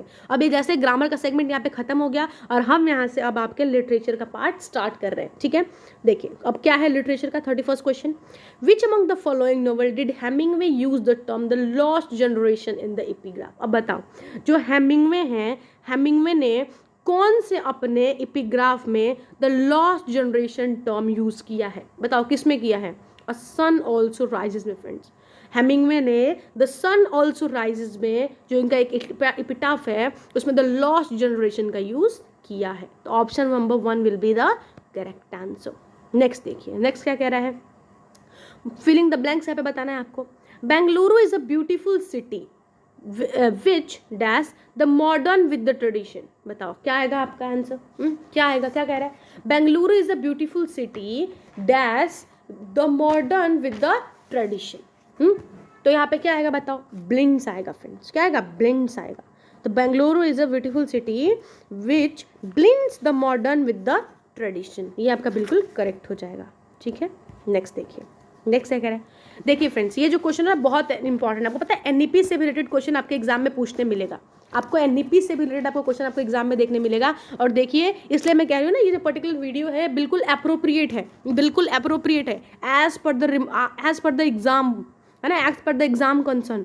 जैसे एग्जाम में क्वेश्चन आता है ना, बिल्कुल वैसा ही पेपर है ये, बिल्कुल वैसा ही पेपर है। तो आप ये जो पर्टिकुलर वीडियो है, अगर आपको लग रही होगी कि हाँ वीडियो बनाने में बहुत मेहनत की, हमने बिल्कुल सिलेबस, डिटेल सिलेबस एनालिसिस करके हमने वीडियो बनाया है फ्रेंड्स। ठीक है, अपने और भी दोस्तों के साथ जो लोग भी ये हमारे इसकी तैयारी कर रहे हैं, उनके साथ आप शेयर कर सकते हैं, ताकि उनको भी बहुत ज़्यादा हेल्प मिल सके प्रिपरेशन में। ठीक है, देखिए फ्रेंड्स, यहाँ पे क्या है, एनईपी स्टैंड्स फॉर, है ना, क्या कर रहा है, NEP stands for, NEP stand for the context of education policy in India, है ना। व्हाट डज एनईपी, आप एनईपी से क्या समझते हैं, क्या समझते हैं, national education program, new education policy, national education program या नन ऑफ द अबव। अब क्या समझते हैं बताओ, क्या समझते हैं फ्रेंड्स, एनईपी का फुल फॉर्म क्या होता है बताओ, एनईपी का फुल फॉर्म क्या होता है बताओ, क्या होता है बताओ, मैं बताऊं क्या होता है, एनईपी का फुल फॉर्म क्या होता है, एनईपी का फुल फॉर्म होता है फ्रेंड्स नेशनल, क्या होता है, national education, national education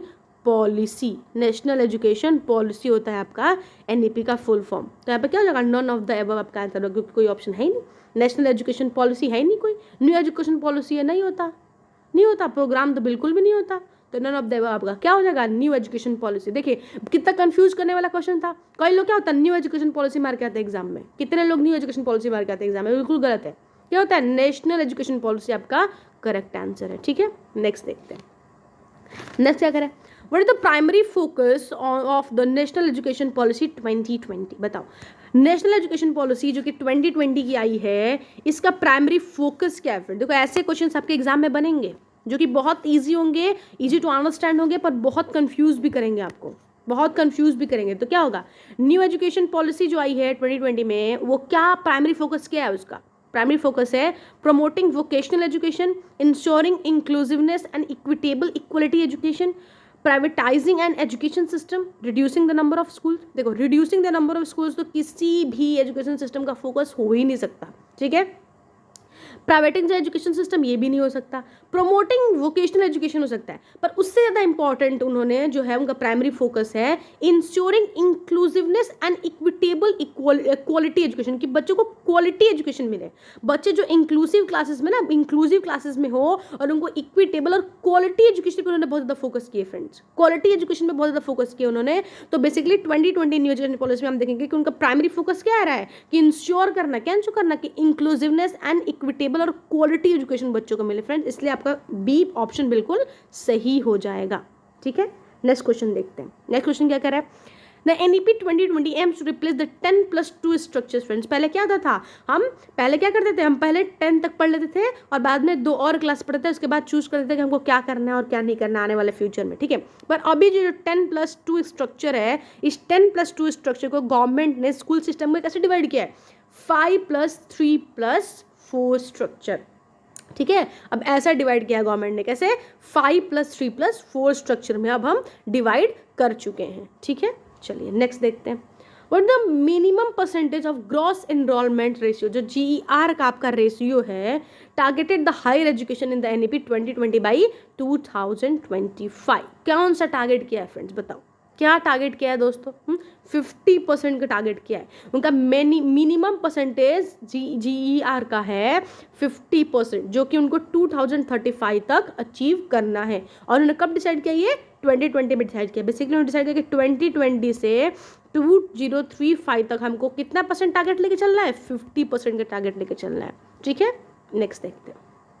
next क्या कह रहा है क्वेश्चन, कि the NEP in the NEP 2020 which language is recommended as a medium of instruction up to the at least of 5th grade। बताओ 5th क्लास तक NEP में क्या बताया गया, 5th क्लास तक कौन से मीडियम ऑफ इंस्ट्रक्शन रहने के बारे में बात की गई है, कौन से, कि आप बच्चों से as a mother tongue and regional language में ही बात करोगे, क्योंकि बच्चे छोटे होते हैं दोस्तों, है ना, 5th ग्रेड तक बच्चे बहुत छोटे होते हैं, उनको नहीं पता होता जो घर में बोला जा रहा है वो, और जो आस पास अड़ोस पड़ोस में वो सुनते हैं चीज़ें, है ना, फिर जिस लैंग्वेज में उसके बाकी के फ्रेंड्स बात करते हैं वो बस वही जानते हैं, है ना। उनको बहुत अच्छे से, बहुत बच्चे देखो हिंदी उनको पता होगी जिनका मदर टंग हिंदी है, जो हिंदी से नहीं, जिनका कुछ और जो मदर टंग है वो कुछ और है, तो उनके भी हिंदी सेकंड लैंग्वेज हो गई, है ना, इंग्लिश तो थर्ड लैंग्वेज हो गई, है ना, और जिनके लिए हिंदी फर्स्ट लैंग्वेज है उनके लिए इंग्लिश सेकंड लैंग्वेज हो गई, तो उनको सीखना ईजी है। पर जिन बच्चों का मदर टंग अनदर लैंग्वेज है, उनके लिए तो मदर टंग एक लैंग्वेज हो ही गई, मदर टंग एक लैंग्वेज, हिंदी सेकंड लैंग्वेज और इंग्लिश थर्ड लैंग्वेज। तो 5th क्लास के बच्चों से आप ये कैसे एक्सपेक्ट कर सकते हो कि वो थर्ड लैंग्वेज इतना ईजिली सीख जाए, है ना, कैसे एक्सपेक्ट कर सकते हो। इसीलिए NEP 2020 में ये आइडेंटिफाई हुआ कि सबसे पहले 5th क्लास तक बच्चों से हम उसके मदर टंग और रीजनल लैंग्वेज में ही बात करेंगे। जब वो बच्चा कंफर्टेबल हो जाएगा सोसाइटी से, अपने फ्रेंड से, हर चीज़ों से कंफर्टेबल हो जाएगा, तब हम इंग्लिश और हिंदी में इंटर करेंगे। आई बात समझ में। तो हम क्या करेंगे, क्या है कि एटलीस्ट मीडियम ऑफ इंस्ट्रक्शन क्या रहना चाहिए 5th क्लास तक, मदर टंग और रीजनल लैंग्वेज ही रहना चाहिए। ठीक है, नेक्स्ट देखते हैं। What is the purpose of the name of apex body for higher education in India under the NEP 2020? बताओ, what is the proposed name? What is the proposed name of apex body for the higher education in India? बताओ, कौन सी body के लिए NEP ने यहाँ पे propose किया है, कौन सी के लिए, बताओ किसके लिए किया है, किसके लिए किया है, बताओ बताओ किसके लिए, सोचो जरा किसके लिए किया होगा, इसके लिए किया है, बताओ, HECI के लिए किया है, higher education commission of India. तो HECI जो कि आपका higher education commission of India है, ये क्या होगा, एपेक्स बॉडी होगा for the higher education in India under the NEP 2020। आप किसी एक पे सारा का सारा बर्डन दे दोगे तो फिर बहुत प्रॉब्लमेटिक हो जाएगा और फिर जो क्वालिटी एजुकेशन की बात है ना वो बिल्कुल डिग्रेड हो जाएगी। इसीलिए एनईपी 2020 में बात की गई है कि हायर एजुकेशन में हमें एपेक्स बॉडी लाने की बहुत ज़्यादा ज़रूरत है। और उसका क्या नाम होगा, क्या प्रपोज किया है बताओ, HECI, higher education for the commission of India, ये इसका प्रपोज्ड नेम है। ठीक है, नेक्स्ट देखिए कितना यूनिक क्वेश्चन है फ्रेंड्स, कैसे यूनिक क्वेश्चन हैं। ठीक है, नेक्स्ट देखिए, The NEP 2020 emphasizes the importance of which form of education to promote holistic development। बताओ holistic development में सबसे पहले बताओ क्या होता है। holistic development मतलब होता है overall development of a child। क्या होता है, overall development of a child। जब हम child की overall development के बारे में बात करते हैं तो हम क्या बोलते हैं कि उसका कैसा development हो रहा है, उसका holistic development हो रहा है। ठीक है, तो the NEP 2020 emphasizes the importance of which form of education to promote holistic development। कौन सा फ्रेंड्स, कौन सा, एक्सपेरिमेंटल लर्निंग। देखो रूट लर्निंग को कभी कोई प्रमोट नहीं करता है, ऑनलाइन लर्निंग को भी प्रमोट किया था एक टाइम पे, पर ऑनलाइन लर्निंग भी हमेशा आपका होलिस्टिक डेवलपमेंट आपका हेल्प नहीं करेगी, क्योंकि आप एक जगह बैठ के पढ़ते रहोगे, आप बाहर की दुनिया में तो कुछ जानोगे ही नहीं। तो ऑनलाइन को भी हम प्रमोट नहीं करते। स्टैंडर्डाइज टेस्टिंग ठीक है, स्टैंडर्डाइज टेस्टिंग भी ठीक है, पर यहाँ पे एक्सपेरिमेंट करके जब आप सीखेगा बच्चा, एक्सपेरिमेंट करके जो बच्चा सीखेगा तो बच्चा के लिए वो जो चीज़ें होंगी वो लाइफ लॉन्ग याद रहेंगी फ्रेंड्स, लाइफ लॉन्ग चीज़ें याद रहेंगी। तो होलिस्टिक डेवलपमेंट के लिए आपका एक्सपेरिमेंट लर्निंग बिल्कुल करेक्ट ऑप्शन होगा। ठीक है, नेक्स्ट देखते हैं, नेक्स्ट क्वेश्चन क्या कह रहा है, under the NEP 2020 what is the recommended age for the start of a formal schooling. बताओ फ्रेंड्स कौन सा एज है जहाँ से आप अपना फॉर्मल स्कूलिंग स्टार्ट कर सकते हो। 5 ईयर्स फ्रेंड्स, 5 ईयर से बच्चों की जो फॉर्मल स्कूलिंग है वो बिल्कुल अच्छे से स्टार्ट हो सकती है। ठीक है, नेक्स्ट देखिए, नेक्स्ट क्या कह रहा है, विच committee was responsible for drafting the national education policy 2020। कौन सी कमेटी है responsible for drafting national education policy 2020, किस कमेटी ने बनाई थी बताओ, किस कमेटी ने बनाई थी, वो बनाई थी TSR सुब्रमण्यम कमेटी ने। किसने बनाई थी, TSR सुब्रमण्यम कमेटी ने। ये जो है इन्होंने ड्राफ्ट किया था NEP 2020। क्या ड्राफ्ट किया था इन्होंने, NEP 2020। किसने ड्राफ्ट किया था दोस्तों, TSR सुब्रमण्यम ने। किसने, TSR सुब्रमण्यम ने। ठीक है, नेक्स्ट देखिए, नेक्स्ट देखिए, What is the goal of the NEP 2020 regarding the gross enrollment ratio जो GER है in vocational education by, बताओ उनका क्या गोल है। NEP 2020 में क्या गोल रखा गया है कि ग्रॉस एनरोलमेंट रेशियो, कितना ज़्यादा एनरोलमेंट होना चाहिए वोकेशनल एजुकेशन की तरफ बच्चों को, तो 100% फ्रेंड्स, 100%। ओके फ्रेंड्स, तो यहाँ पे क्या बात की गई है कि जितने भी बच्चे आपके यहाँ पढ़ रहे हो, जितने भी बच्चे इनरोल हो आपके टेस्ट में, है ना, ग्रॉस एनरोलमेंट रेशियो की बात की गई है फ्रेंड्स। किसकी, ग्रॉस एनरोलमेंट की, कि जितने भी लोग इनरोल हो उन सबको वोकेशनल एजुकेशन देना है। सबको मतलब कितने को, 100% को। जितने भी लोग हैं 100% अवेलेबल है, सबको वोकेशनल एजुकेशन मिलनी ही चाहिए। ठीक है, नेक्स्ट क्वेश्चन देखते हैं फ्रेंड्स। देखिए नेक्स्ट क्वेश्चन क्या कह रहा है, who wrote the novel Pride and Prejudice. बताओ किसने लिखा है ये जो नोवेल है आपका प्राइड एंड प्रीजुडाइस, वो किसने लिखा है फ्रेंड्स, वो लिखा है जैन ऑस्टन ने। किसने लिखा है, जैन ऑस्टन का ये जो नोवेल है क्या, प्राइड एंड प्रीजुडाइस। ठीक है, नेक्स्ट पार्ट देखते हैं, with Shakespearean play features of the character Macbeth. बताओ इस शेक्सपियरियन के कौन से प्ले में जो करेक्टर मैकबेथ आता है, ऑब्वियसली मैकबेथ में आता है ना, with Shakespearean play character Macbeth. तो मैकबेथ जो है वो मैकबेथ करेक्टर जो है मैकबेथ में आता है। ठीक है, नेक्स्ट देखिए, नेक्स्ट क्या कह रहा है, who is the author of To Kill a Mockingbird. Who is the author of To Kill a Mockingbird. बताओ कौन है इसका ऑथर, कौन है ऑथर, कौन है ऑथर, पता है आपको, कौन है ऑथर किल ऑफ मॉकिंग बर्ड का। इसका ऑथर है आपका हार्पर ली। हार्पर ली ने लिखा था To Kill a Mockingbird. Harper Lee ने लिखा था टू किल अ मॉकिंग बर्ड। ठीक है, नेक्स्ट देखते हैं, नेक्स्ट क्वेश्चन क्या कह रहा है, 1984 और जो एक दूसरा भी है कौन, Animal Farm. 1984 and Animal Farm are the famous works by which author. 1984 and the Animal Farms are famous work by which author. किसका फेमस वर्क है ये, किसका फेमस वर्क है ये, तो ये जो पर्टिकुलर वर्क है वो किसका है, ये है जॉर्ज ऑरवेल का। किसका है, जॉर्ज ऑरवेल का। जॉर्ज ऑरवेल ने जो है वो 1984 और जो है एनिमल फॉर्म, कौन सा, एनिमल फॉर्म जो है वो लिखा था। किसने, जॉर्ज ऑरवेल ने। ठीक है, नेक्स्ट देखते हैं, नेक्स्ट देखते हैं, नेक्स्ट क्या कह रहा है, the Greek EPIC poem tells the story of Trojan war. किस में है बताओ। जो ग्रीक इपिक है, ग्रीक इपिक पोएम है tells the story of Trojan war, किस में है दोस्तों? ये चारों में से किस में है बताओ, किस में है बताओ, पता है आपको?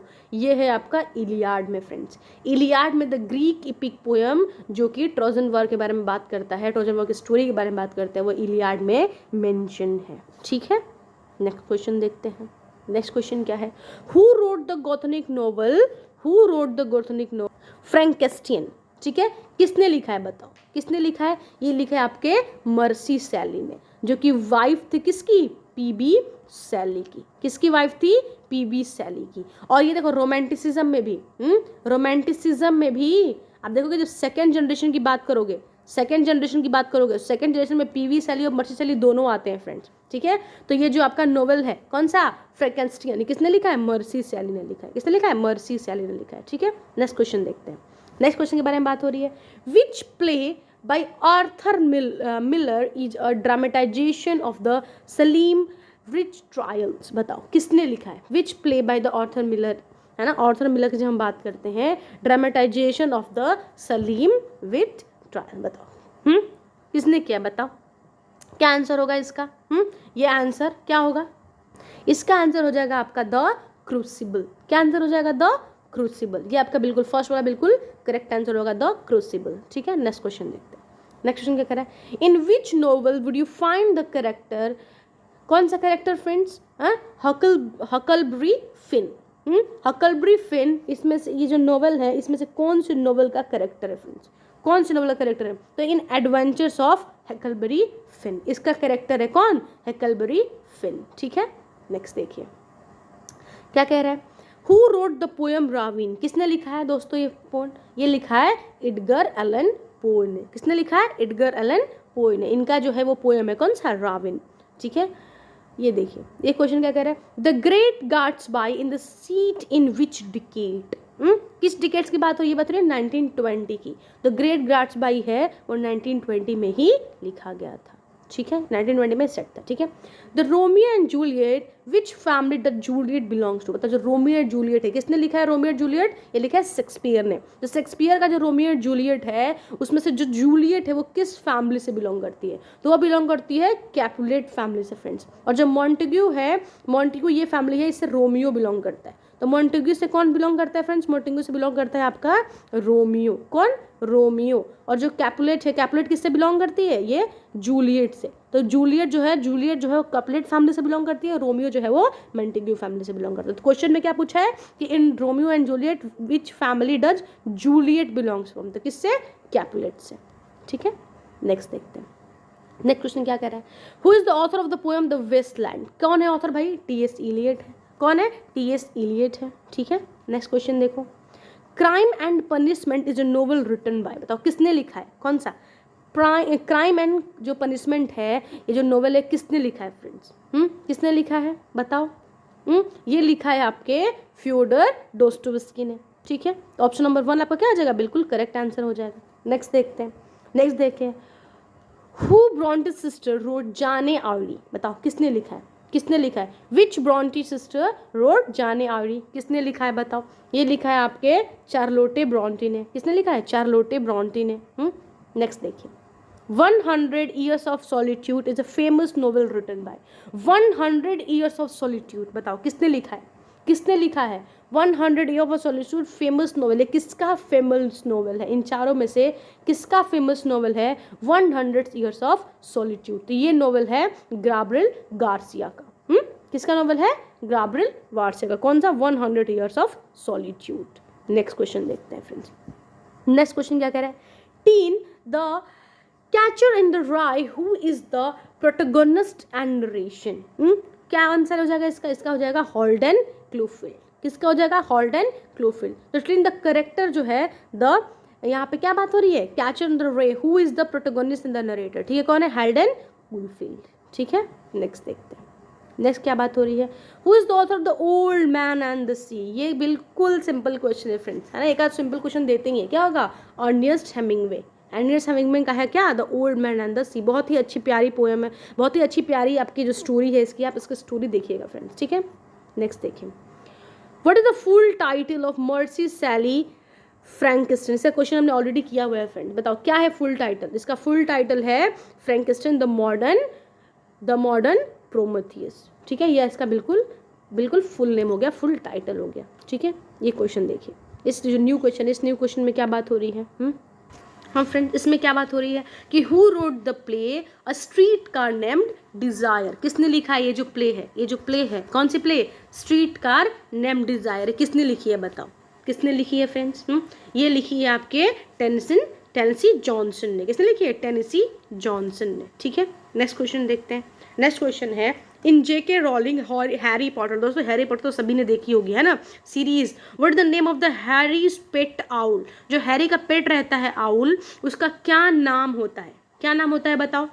उसका नाम होता है हेडविंग। क्या नाम होता है? हेडविंग नाम होता है। ठीक है, नेक्स्ट देखते हैं। नेक्स्ट क्वेश्चन क्या कह रहे हैं? नेक्स्ट क्वेश्चन देखो, पेडागोगी से रिलेटेड है। पेडागोगी से रिलेटेड दोस्तों आपके 10 क्वेश्चन होंगे। सब्जेक्ट पेडागोगी से रिलेटेड आपके 10 क्वेश्चन आपके एग्जाम में आएंगे ही आएंगे, जो कि बहुत इंपॉर्टेंट है। इसको भी आपको बहुत ध्यान से देखना है। ठीक है, 10 क्वेश्चन आपके सब्जेक्ट पेडागोगी से रिलेटेड होंगे। यहाँ से हम सब्जेक्ट पेडागोगी आपकी स्टार्ट करते हैं। ठीक है, और इसके अलावा आपके जो ग्रामर से रिलेटेड क्वेश्चन, लेटर और ये सब लेटर, और आपका जो लेटर टू एडिटर हो गया, और आपका बाकी और भी जो चीज़ें होती हैं, जैसे कि ये हो गया आपका आर्टिकल हो गया, डिबेट हो गया, स्पीच हो गया, इससे रिलेटेड चीज़ें आपके जो पर्टिकुलर क्वेश्चन सीरीज है इसमें है ना, आप कंटिन्यू देखिए, उससे रिलेटेड क्वेश्चन हम आपके सॉल्व कराएंगे। ठीक है, नो प्रॉब्लम, ऑल सोल्यूशन है ना, जितने भी प्रॉब्लम है आपकी, सारे ही प्रॉब्लम का सारे ही सोल्यूशन है हमारे वीडियो में। ठीक है, चलिए 63 क्वेश्चन सॉल्व करते हैं। What does pedagogy remain in the context of the teaching? ठीक है, क्या करती है? Physical layout of the classroom. Physical layout बनाती है क्लासरूम का? नहीं, बिल्कुल नहीं। The study of children's behaviour, children behaviour के स्टडी के बारे में बात करती है। ओके, ठीक है। और क्या बात करती है फ्रेंड्स? और क्या बात करती है? Art of the science of teaching. ठीक है। द क्लासरूम करिकुलम बिल्कुल नहीं। और चिल्ड्रन बिहेवियर के बारे में कभी भी पेडागोगी डिस्कस नहीं करती है। पेडागोगी किसके बारे में डिस्कस करती है? Art and science of teaching. आपका आर्ट एंड साइंस क्या है टीचिंग का, इसको क्या बोलते हैं हम? पेडागोगी बोलते हैं। ठीक है, नेक्स्ट देखिए, ये कह रहे हैं which teaching approach focuses on allowing student to explore. क्या कह रहा है? Explore and discover knowledge for themselves. उन्हें एक्सप्लोर करने दो, डिस्कवर करने दो नॉलेज को। उसको क्या बोलते हैं बताओ? उसको बोलते हैं हम कंस्ट्रक्टिविज्म। कंस्ट्रक्ट करेगा बच्चा एक्सप्लोर करके और डिस्कवर करके अपनी नॉलेज को करेगा, कंस्ट्रक्ट करेगा। ठीक है, नेक्स्ट देखिए, नेक्स्ट क्या कह रहा है? Which of the following is a key principle of student centered learning. बताओ स्टूडेंट सेंटर्ड लर्निंग को क्या बोलते हैं? स्टूडेंट सेंटर लर्निंग को क्या बोलते हैं? स्टूडेंट एक्ट, यहाँ पे क्या बोलते हैं? विच of the following is the key principle of student centre learning. ठीक है, तो टीचर डायरेक्टेड एक्टिविटीज नहीं। टीचर क्यों भाई डायरेक्ट करेंगे? पैसिव तो बिल्कुल भी नहीं होगा। पैसिव लर्निंग देखते ही हमेशा मार देना नेगेटिव, कभी नहीं होता है। रोट मेमोराइजेशन की तो हम बात ही नहीं करेंगे। बच्चा क्या? Student autonomy and engagement. आप बच्चों को इनरोल रखो, आप उनको इंगेज करा के आप एक्टिविटी कराओ। ठीक है, तो करेक्ट आंसर क्या हो जाएगा? Third one. नेक्स्ट देखते हैं, formative assessment is primarily use for. बताओ फॉर्मेटिव जो असेसमेंट होता है वो क्यों यूज होता है? ग्रेडिंग, फाइनल एग्जाम बिल्कुल नहीं। वो तो क्या होता है? सबमिटिव होता है ना। देखो दो चीज़ें होती है, एक होती है आपकी फॉर्मेटिव असेसमेंट और एक चीज़ होती है सबमिटिव असेसमेंट। तो सबमिटिव असेसमेंट जो होती है वो फाइनल एग्जाम होती है, कि मतलब बिल्कुल सबमिटिव हो गया भाई, बिल्कुल फाइनल हो गया। ठीक है, लेकिन यहाँ पे क्या बात हो रही है? फॉर्मेटिव असेसमेंट की बात हो रही है। तो फॉर्मेटिव असेसमेंट कभी भी ग्रेडिंग, फाइनल एग्जाम्स का नहीं होता है। समराइजिंग लर्निंग आउटकम्स, ये भी नहीं होता। Provided on going feedback during the instruction, ये बिल्कुल करेक्ट हो जाएगा। इवेलुएटिंग टीचर परफॉर्मेंस, ये भी नहीं होता। ठीक है, तो जो फॉर्मेटिव असेसमेंट होता है वो क्या करते हैं? ऑन गोइंग, आप पढ़ रहे हो, जैसे मान लो आपके 2 चैप्टर खत्म हो गए, आपके 2 चैप्टर खत्म होने के बाद टीचर ने यूनिट टेस्ट ले लिया। भाई यूनिट टेस्ट में 2 चैप्टर आने वाले हैं, आपका जो उस यूनिट टेस्ट के बेसिस पे जो भी मार्क्स आएगा आपका क्या हो जाएगा? फॉर्मेटिव असेसमेंट हो जाएगा, तो इवैल्यूएशन भी बोलते हैं। ठीक है, तो ये फॉर्मेटिव असेसमेंट हो जाएगा। नेक्स्ट देखिए, नेक्स्ट क्वेश्चन क्या कह रहा है कि Bloom's taxonomy categories cognitive learning into the level such as knowledge, comparison, application, analysis, synthesis and. क्या बाकी है फ्रेंड्स, सब बताओ। सभी ने ब्लूम्स टैक्सोनॉमी कभी ना कभी पढ़ी हुई। क्या बाकी है? इवैल्यूएशन बाकी है। क्या बाकी है? इवैल्यूएशन बाकी है। ठीक है, नेक्स्ट क्वेश्चन देखते हैं। नेक्स्ट क्वेश्चन में क्या? In the context of teaching the term scaffolding referred to. जो टर्म है कौन सा, स्कैफोल्डिंग। क्या मतलब होता है स्कैफोल्डिंग का? Constructive physical structure in the classroom, बिल्कुल नहीं फ्रेंड्स, स्कैफोल्डिंग का ये मतलब नहीं होता। Providing support and guidance to the help of the learn, ठीक है ये है, ठीक है। Teaching advance topic to the young student, नहीं। असेसिंग स्टूडेंट प्रोग्राम, नहीं बचा। Option B. देखो स्कैफोल्डिंग क्या होता है फ्रेंड, देखो मैं आपको अभी इसका एग्जांपल दूंगी, कभी नहीं भूलोगे। देखो बचपन में जब हम साइकिल सीखते थे ना, बचपन में हम क्या सीखते थे, साइकिल सीखते थे। अब बचपन में साइकिल सीखते थे ना, तो साइकिल जब सीखते थे हमको कोई ना कोई होता था साइकिल सिखाने के लिए। आपके फादर हो सकते हैं, दोस्त हो सकते हैं, भाई बहन हो सकते हैं, कोई भी जिन्होंने भी आपका साइकिल सिखाई होगी, ठीक है। जब वो साइकिल सिखाते हैं तो पहले तो हमको पीछे से वो पकड़ के रखते हैं, हमको पीछे से वो क्या करते हैं, यहाँ पे पकड़ के रखते हैं। लेकिन जैसे आप साइकिल को चलाने लगते हो ना, धीरे धीरे आपको छोड़ते हैं, आप फिर गिर जाते हो, तो फिर आपको जाते हैं उठाते हैं, है ना, फिर आप चलाने लगते हो, फिर पकड़ते हैं, फिर चलाने लगते हो। ऐसे करते करते एक ऐसा टाइम आता है जब आप खुद से साइकिल चलाने लगते हो, जो आप पीछे मुड़ के देखते हो और देखते हो कि जो भी आपको साइकिल सिखा रहे थे, अब आपका हाथ, आपका जो साइकिल है वो छोड़ चुके हैं, आप खुद ही अकेले साइकिल चला रहे हो। उसको क्या बोलते हैं, इसको फोल्डिंग बोलते हैं। मतलब providing support and guidance to help student learn. आप बच्चों क्या करोगे, हेल्प कर सकते हो, गाइडेंस दे सकते हो, सपोर्ट दोगे और बच्चा खुद ही चलना सीखेगा। उस प्रोसेस को हम बोलते हैं स्कैफोल्डिंग, ठीक है।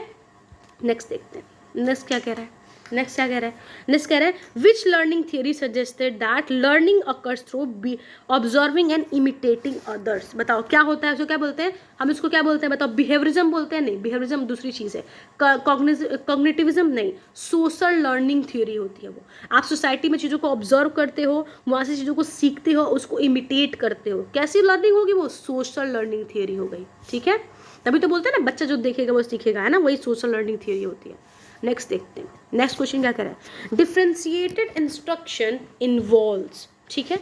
क्या हुआ वो कि teaching all the student in the same way, नहीं फ्रेंड्स ये पॉसिबल नहीं है। आप सारे बच्चों को सेम वे से नहीं पढ़ा सकते, क्योंकि एक क्लास में सारे ही डाइवर्स स्टूडेंट होते हैं, तो सारे डाइवर्स स्टूडेंट को आप एक साथ में तो बिल्कुल भी नहीं सिखा सकते, ठीक है।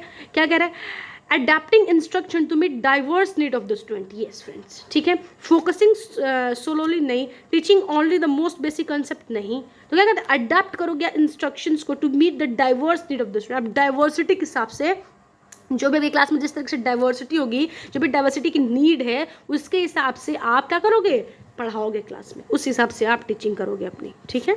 नेक्स्ट देखते हैं, नेक्स्ट क्वेश्चन क्या कर रहा है बताओ।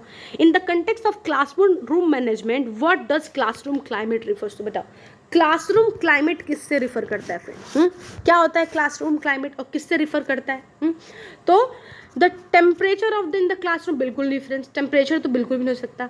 The overall atmosphere and feeling of the classroom, ठीक है। द सिटिंग अरेंजमेंट नहीं, डेली शेड्यूल नहीं, option number second. The overall atmosphere क्या है आपके क्लास का, and feeling in the classrooms, कैसी फीलिंग है, बच्चे एक्साइटेड है नहीं है ना, वो कहते हैं, उसको हम कहते हैं क्लासरूम क्लाइमेट, है ना। अगर नहीं है तो आप उन्हें नॉर्मल करेंगे, है ना, by asking such kind of question, उनके इंटरेस्ट के हिसाब से आप कुछ क्वेश्चन पूछ लोगे, तो उसको बोलते हैं हम क्लासरूम क्लाइमेट, ठीक है। नेक्स्ट देखते हैं, नेक्स्ट क्वेश्चन नंबर 72, क्या कह रहे हैं हमारा question number 72, what is the purpose of the wait time in teaching, in technique in teaching, बताओ टीचिंग में जो है वो वेट टाइम का क्या मतलब है, देखते हैं। Giving student extra time to complete the assignment, उसको वेट टाइम बोलते हैं क्या, नहीं। Allowing student to wait for their turn to speak, इसको वेट टाइम बोलते हैं क्या, नहीं। Providing student with time to think and respond the question, ठीक है। Delaying the start of the class, नहीं। बचा क्या बताओ, थर्ड वन। तो providing student with time to think and respond the question, आप बच्चों को थोड़ा टाइम देते हो सोचने का, रिस्पॉन्ड करने का क्वेश्चन को, हम उसको क्या बोलते हैं, हम उसको बोलते हैं आपका वेट टाइम। कि आप रुको, आराम से चीज़ों को समझो, समझ के उसको सोचो, सोचने के बाद आप जो क्वेश्चन है उसको रिस्पॉन्ड करो, ठीक है। तो ऑप्शन नंबर सी आपका क्या हो जाएगा, बिल्कुल करेक्ट हो जाएगा। नेक्स्ट क्वेश्चन देखते हैं, नेक्स्ट क्वेश्चन देखिए दोस्तों, यहाँ से आपका जो दूसरा सेगमेंट है इससे रिलेटेड क्वेश्चन स्टार्ट है ना। आप देखोगे आपके एग्जाम में सेगमेंट्स है, तो सेक्शन बी में B1 B2 B3 B4 करके आपके सेगमेंट्स दिए होंगे, ठीक है। उन सेक्शन बी के उन सेगमेंट से ये क्वेश्चन है, ठीक है। क्या क्वेश्चन कह रहा है ये क्वेश्चन है आपका लेटर से रिलेटेड। तो क्वेश्चन में क्या कह रहा है, what is the typical greeting use to the formal letter. जब आप फॉर्मल लेटर लिखते हो तो ग्रीटिंग में आप क्या यूज करते हो, हाय बोलते हो क्या, नहीं, हाय आप व्हाट्सएप पे और बाकी सोशल मीडिया प्लेटफॉर्म में बोलते हो, है ना, ये इनफॉर्मल ग्रीटिंग हो गई। हे और हेलो बोलते हो क्या, नहीं, क्या बोलते हो, डियर सर एंड मैडम। देखो मेल वगैरह लिखते हो तो क्या बोलते हो, मेल या जब आप लेटर लिखते हो तो क्या बोलते हो, डियर सर एंड मैडम बोलते हो। तो ये आपका डियर सर एंड मैडम बिल्कुल करेक्ट हो जाएगा। नेक्स्ट देखते हैं, नेक्स्ट क्या कह रहा है, which section of the articles typically provided a brief overview of the main topic, बताओ which section of the article, article में कौन से सेक्शन से प्रोवाइड द ब्रीफ ओवरव्यू, जिससे आपको ब्रीफ ओवरव्यू मिल जाता है मेन पॉइंट्स का, बताओ क्या है वो है इंट्रो। आर्टिकल के इंट्रो से ही आपको समझ में आ जाता है कि क्या होने वाला है, उसके मेन पॉइंट्स क्या होने वाले हैं, बॉडी नहीं, टाइटल नहीं, कंक्लूजन नहीं, किससे, इंट्रोडक्शन से आपको समझ में आ जाता है कि बेसिकली क्या होने वाला है पूरे के पूरे आर्टिकल में फ्रेंड्स, ठीक है। नेक्स्ट देखते हैं, नेक्स्ट क्या कह रहा है, इन द नोटिस राइटिंग, देखो यहाँ पर नोटिस राइटिंग से रिलेटेड क्वेश्चन है ना, क्या कह रहा है, in a notice what is the purpose of date, notice में जो डेट होती है उससे क्या पर्पज होता है, नोटिस में डेट का क्यों मेंशन होता है, to inform the reader about the event, नहीं बिल्कुल नहीं, टू प्रोवाइड कॉन्टेक्ट इन्फॉर्मेशन, वो तो डेट में क्यों लिखेंगे भाई, specify when the notice was issued, to the address the receipt, नहीं, to specify when the notice was issued, जो आपका नोटिस होता है नोटिस में डेट का एक ही रीज़न होता है क्या, कि स्पेसिफाई करना कि नोटिस कब इशू हुई थी, उसका डेट इशू देखने के लिए, ठीक है। नेक्स्ट देखिए, notice are often use for, बताओ नोटिस का यूज क्यों किया जाता है, स्टोरी टेलिंग करने के लिए नहीं, शेयरिंग पर्सनल एक्सपीरियंसेस नहीं, announcing event and important information के लिए फ्रेंड्स, है ना, किसके लिए, आप अनाउंस कर सको आपके इंपॉर्टेंट इवेंट्स और इंपॉर्टेंट इन्फॉर्मेशन को आप बता सको, नोटिस बोर्ड पे लगा सको, उसके लिए, है ना, आजकल तो वेबसाइट पे भी आ जाता है उसके लिए, ठीक है। तो announcing events and important information आपका करेक्ट आंसर हो जाएगा। नेक्स्ट क्वेश्चन देखते हैं, what the primary objective of research report, friends देखो बहुत इंपॉर्टेंट क्वेश्चन है कि रिसर्च रिपोर्ट का प्राइमरी ऑब्जेक्टिव क्या होता है, बताओ क्या होता है, इंटरटेन करना रीडर को, नहीं, परसूट दैट रीडर, नहीं, inform the reader about the specific topic, okay, तो समराइज नोवेल, नहीं, क्या हो जाएगा, to inform the reader about the specific topic, reader को स्पेसिफिक टॉपिक के बारे में और ज़्यादा डिटेलिंग बताना, उसकी माइन्यूट चीज़ों पे ध्यान देना, उसको क्या बोलते हैं हम, रिसर्च रिपोर्ट का प्राइमरी ऑब्जेक्ट यही होता है फ्रेंड्स, ठीक है। नेक्स्ट क्वेश्चन देखते हैं, नेक्स्ट क्वेश्चन क्या है, in a report what section typically provides a summary of the key finding and recommendations, क्या है वो बताओ, किस में फाइंड आउट करते हो friends, in a report what section typically provide a summary, इसमें आपको समरी मिलती है, समरी किस में मिलती है आपको, समरी मिलती है आपको कंक्लूजन में, क्योंकि जितनी भी चीज़ें आप लिखे रहते हो ना उन सबका कंक्लूजन देते हो आप यहाँ पे, ठीक है, तो उसकी समरी होती है बेसिकली कंक्लूजन, ठीक है। नेक्स्ट देखते हैं, नेक्स्ट क्या कह रहा है, reports often include visual like charts and graphics too, बताओ reports often include visual like chart and graphics too, क्या होता है वो बताओ, मेक द रिपोर्ट लॉन्गर, आप चार्ट्स एंड ग्राफिक्स का यूज क्यों करते हो, आप विजुअल रिप्रेजेंटेशन क्यों दिखाते हो, ताकि आपका रिपोर्ट लंबी दिख सके, नहीं, मेक मोर विजुअल अपीलिंग, अच्छा, replace the need of written content, नहीं, providing data information clear, yes friends, ये भी नहीं, कि आपकी जो डाटा इन्फॉर्मेशन है वो क्लियर और कंसाइज फॉर्मेट में हो, इसलिए आप चार्ट्स एंड ग्राफ का यूज करते हो। नेक्स्ट क्वेश्चन देखते हैं, नेक्स्ट क्वेश्चन क्या कह रहा है हमारा, which of the following should be included the methodology section of a report, बताओ ये जो मैथोलॉजी सेक्शन होता है रिपोर्ट में वो क्यों होता है, क्या यूज होता है उसका, पर्सनल ओपिनियन के लिए, नहीं, detail approach procedures and methods के लिए, ओके, है ना, स्टोरीज के लिए, फॉर्मल लैंग्वेज, नहीं, डिटेल रिसर्च और प्रोसीजर और मेथड्स के लिए आपका मैथोलॉजी सेक्शन होता है फ्रेंड्स, ठीक है। तो बेसिकली ये आपका लास्ट क्वेश्चन था आज का, ठीक है। तो what we have covered in this video, हमने वीडियो में क्या पढ़ा, हमने इस वीडियो में एनईपी देखा, लिटरेचर देखा, ग्रामर देखा, राइटिंग सेक्शन देखा, ये सारे ही सेक्शंस हमने इस वीडियो में देखे, और ये चारों ही सेक्शन आपके अपकमिंग एग्जाम जो कि ये हमारे आने वाला है उसके लिए बहुत ज़्यादा हेल्पफुल होगा फ्रेंड, ठीक है। जिन लोगों को भी आज का सेशन अच्छा लगा हो, यूजफुल लगा हो, ऐसा लगा हो कि हाँ कंटेंट है वीडियो में, आपका वीडियो कंटेंट बिल्कुल अच्छा लगा हो, हाँ एक और बात, जिन्हें भी इस वीडियो का पीडीएफ चाहिए वो हमारे टेलीग्राम चैनल को ज्वाइन कर सकते हैं, वहाँ पे सारे ही नोट्स अवेलेबल हैं, वहाँ से आप नोट्स ले सकते हैं और अपनी पढ़ाई को कंटिन्यू कर सकते हैं, ठीक है। तो अगर आपको वीडियो इन्फॉर्मेटिव लगी हो, ऐसा लगा हो कि हाँ जो ये हमारे इसका सिलेबस बेस्ड पे सारे के सारे क्वेश्चन थे, तो वीडियो को सब्सक्राइब, हमारे वीडियो को लाइक कीजिए और चैनल को सब्सक्राइब कीजिए ताकि आने वाले अपकमिंग वीडियो आपको मिले और वो वीडियोज़ की हेल्प से आपके एग्जाम की तैयारी हो सके, ठीक है। So thank you so much friends, have a nice day.